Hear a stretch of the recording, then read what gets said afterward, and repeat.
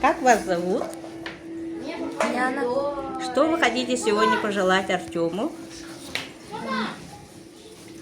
Я хочу ему пожелать счастья, здоровья, чтобы он стал лауреатом, и чтобы его знали по всей России.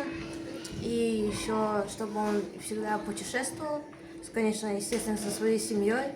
Вот, летал куда-то там, за границу далеко. И еще хочу, чтобы он был богатым миллиардером.